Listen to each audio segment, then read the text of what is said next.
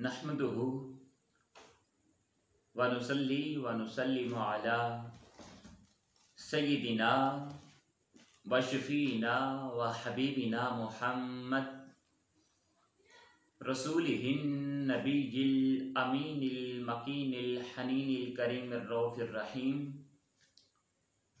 अम्मा बाद फ़अऊज़ु बिल्लाहि मिनश शैतानिर रजीम। बिस्मिल्लाहिर रहमानिर रहीम।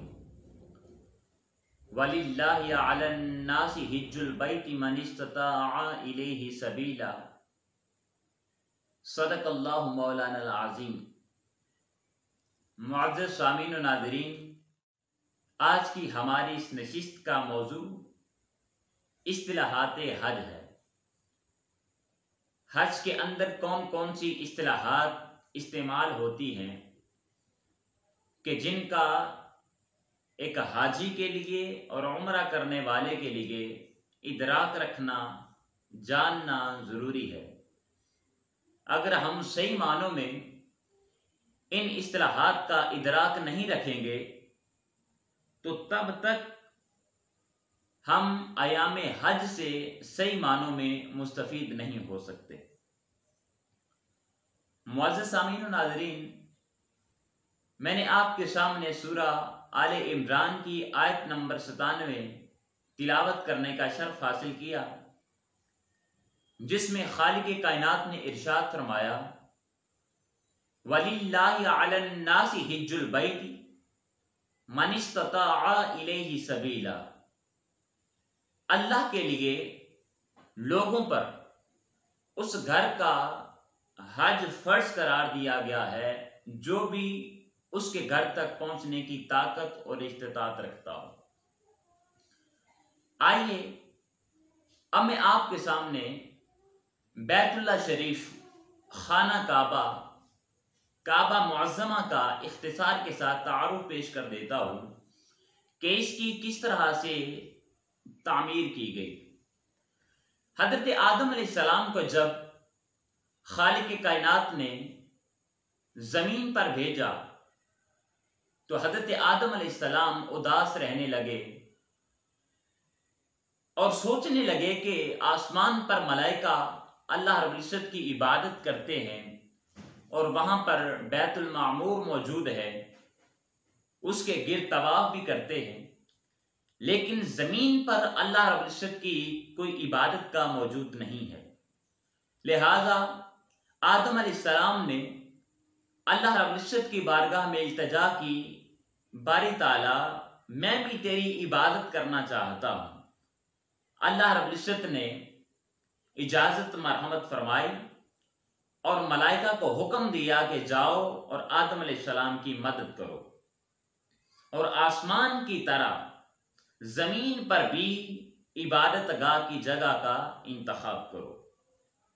तो फरिश्तों ने आदम अलैहिस्सलाम के साथ मिलकर जमीन पर पहला घर बनाया, जिसको काबा मुअज़्ज़मा कहते हैं, खाना काबा कहते हैं और बैतुल्लाह कहते हैं। जमीन पर भी अल्लाह रब्बुल इज्जत की इबादत शुरू हुई। ये वही जगह थी जहां पर आज मौजूदा खाना काबा है। नूह अलैहिस्सलाम तक ये काबा मुअज़्ज़मा कायम रहा और जब तूफान नूह आया तो उस वक्त काबा मुअज़्ज़मा की जो इमारत थी वो मुनहदम हो गई, गिर गई और उसका निशान तक आसार सारे खत्म हो गए, मिट गए। और जब इब्राहीम अलैहिस्सलाम आपका वक्त आया, आपको अल्लाह रब्बुल इज्जत ने नबी बनाकर भेजा, तो आपने असरे नो उस काबा मुअज़्ज़मा की तामीर का इरादा किया, लेकिन मसला ये दरपेश आया कि वो जगह कौन सी थी जहां पर हजरत आदम अलैहिस्सलाम ने काबा मुअज़्ज़मा की तामीर की थी। तो अल्लाह रब्बुल इज्जत की बारगाह में इल्तिजा की, बारी ताला वो जगह कौन सी थी।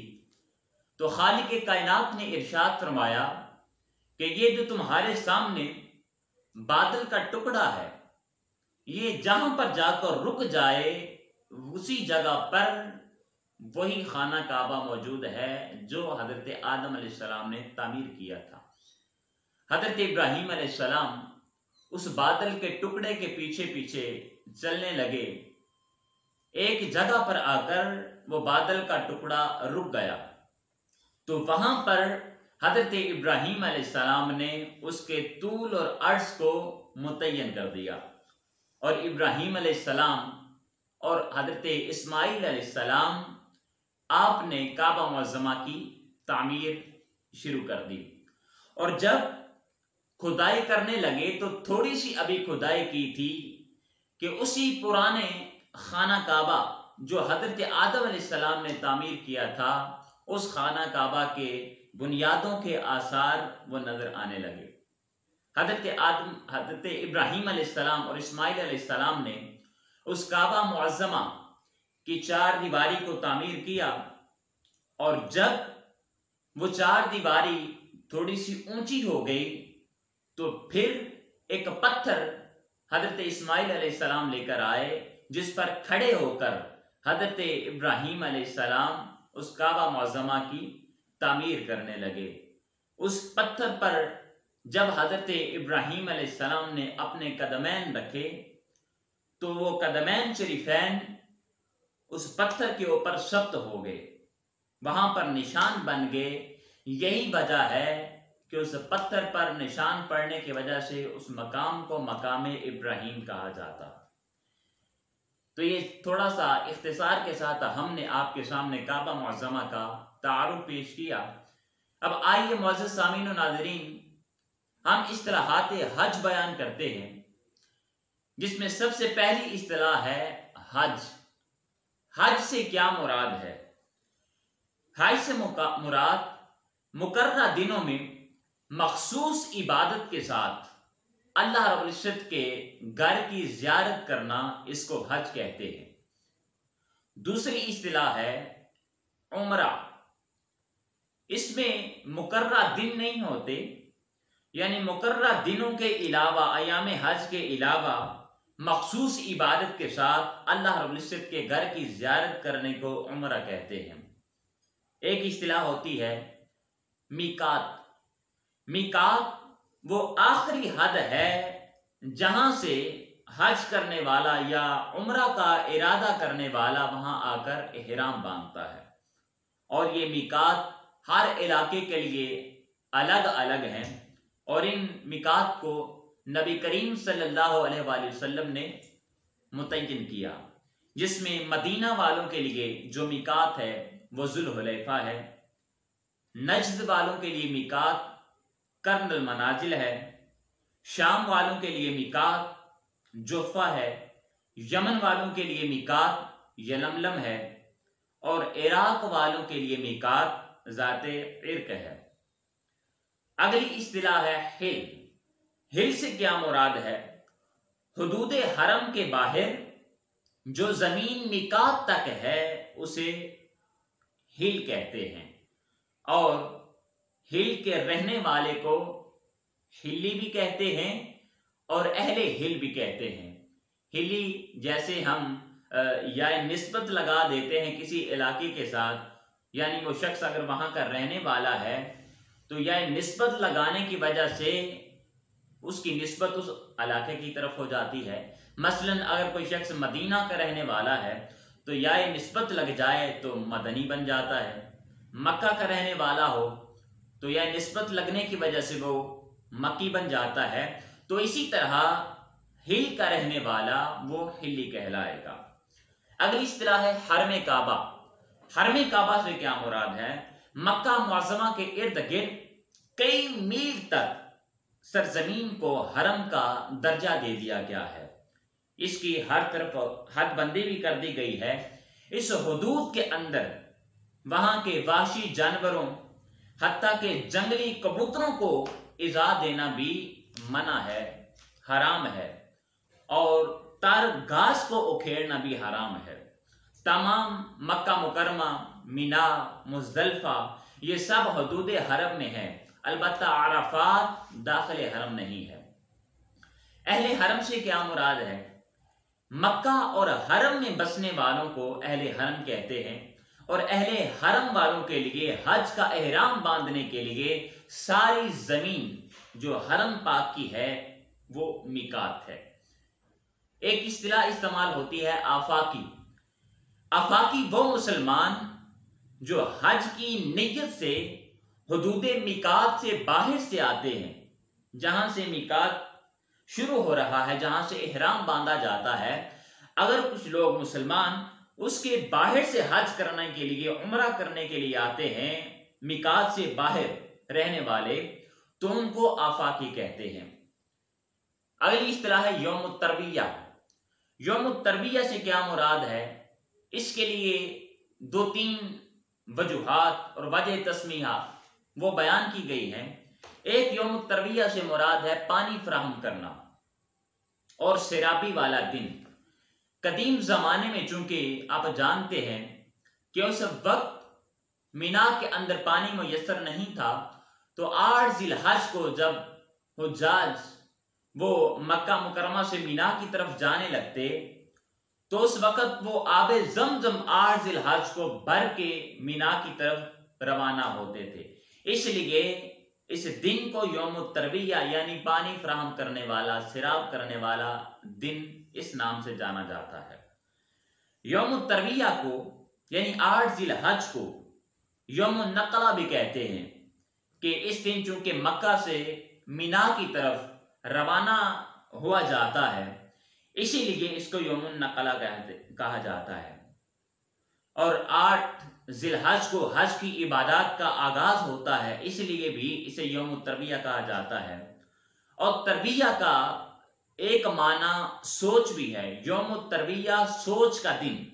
حضرت ابراہیم علیہ السلام کو جب خواب آیا کہ اسماعیل علیہ السلام کو اللہ رب العزت کی بارگاہ میں ذبح کر دیا جائے، قربان کر دیا جائے، تو آپ کا سارا دن اسی سوچ میں گزر گیا، جس وجہ سے اس دن کا نام یوم الترویہ پڑ گیا۔ اس بات کو قاضی ثناء اللہ پانی پتی نے تفسیر مظہری میں بیان کیا ہے۔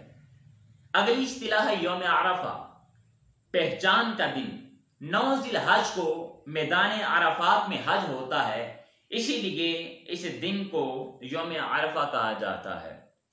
اما حوا چونکہ جب زمین پر اتری تو اس وقت آپ جدہ میں آئی تھی، اور حضرت آدم علیہ السلام سری لنکا کے علاقے میں جو پہاڑی سرندیپ ہے وہاں پر اترے، تو آپ کی جو ملاقات ہوئی، آپ نے جب تنہائی محسوس کی حضرت آدم علیہ السلام نے، تو حضرت اما حوا سلام اللہ علیہ آپ کی تلاش میں نکلے، اور عرفہ یعنی میدان عرفہ کے مقام پر آپ نے آ کر اما حوا کو پہچان لیا، وہاں پر آ کر آپ ملے، تو اس لیے بھی اس کو عرفہ کہا جاتا ہے، یوم عرفہ کہا جاتا ہے۔ اور ایک وجہ یہ بھی ہے کہ ابراہیم علیہ السلام کو جبریل امین علیہ السلام نے مناسک حج سکھائے، اور آپ نے وہ سارے مناسک حج پہچان لیے، سیکھ لیے، اس لیے بھی اس دن کا نام یوم عرفہ ہے۔ اس مقام پر لوگ توبہ کرتے ہیں، استغفار کرتے ہیں، اللہ رب العزت کے حضور دعا کرتے ہیں، اور اسی دن چونکہ معاشر بپا ہوگا، اسی میدان میں معاشر بپا ہوگا، تو لوگ اللہ رب العزت کو پہچان لیں گے، اس لیے بھی اس کا نام عرفہ رکھا گیا۔ یوم نحر سے کیا مراد ہے؟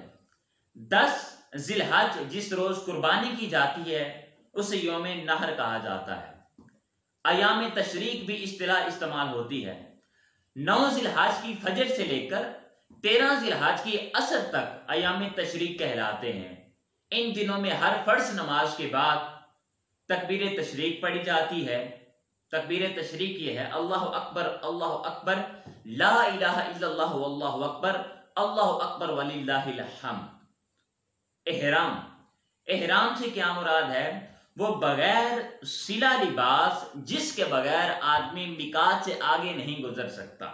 جس نے بھی حج کرنا ہے، جس نے بھی عمرہ کرنا ہے، تو اس کے لیے ضروری ہے میقات میں احرام باندھے۔ یہ 2 انسلی چادریں ہوتی ہیں، ایک چادر انسان تہبند کے لیے استعمال کرتا ہے، اور دوسری چادر انسان اپنے اوپر اوڑھتا ہے، تو اس کو احرام کہتے ہیں۔ تلبیہ سے کیا مراد ہے؟ لبیک کہنا۔ तलबिया क्या है? लब्बैक अल्लाहुम्मा लब्बैक, लब्बैक ला शरीक लक लब्बैक, इन्नल हम्दा वन निअमता लक वल मुल्क ला शरीक लक। इहराम के लिए एक मर्तबा जुबान से तलबिया कहना जरूरी है और नियत करना ये शर्त है। अगली इस्तिलाह है इस्तिबा। इस्तिबा से क्या मुराद है? तवाफ शुरू करने से पहले चादर को दाहिनी बगल से निकालकर बाएं कंधे के ऊपर डाल देना, इसको इस्तिबा कहते हैं। यानी चादर के दोनों किनारे वो बाएं कंधे पर आएंगे और दायां शाना वो खुला रहेगा। नमाज में इस्तिबा करना वो मकरूह है और इस्तिबा सिर्फ तवाफ में मसनून है।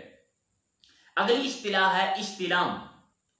दोनों हथेलियां और उनके बीच मुंह रखकर हजरे अस्वद को बोसा देना, इसको इस्तिलाम कहते हैं। रमल से क्या मुराद है? रमल भी एक इस्तिलाह इस्तेमाल होती है।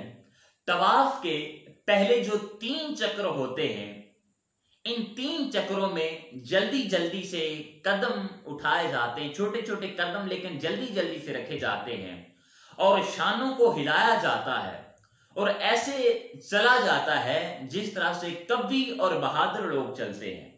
इसके पीछे वजह तस्मिया भी है लेकिन हम उसकी तरफ नहीं जाते।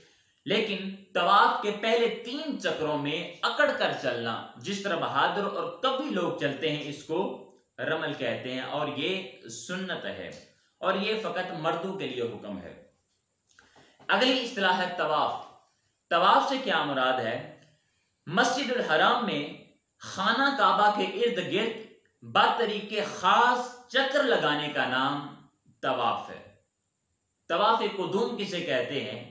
मक्का मुकरमा में दाखिल होने के बाद जो पहला तवाफ किया जाता है उसको तवाफ कुदूम कहते हैं। ये तवाफ हर आफाकी के लिए मसनून है जो हज इफराद और हज किरान की नीयत से मक्का मुअज़्ज़मा में दाखिल होता है।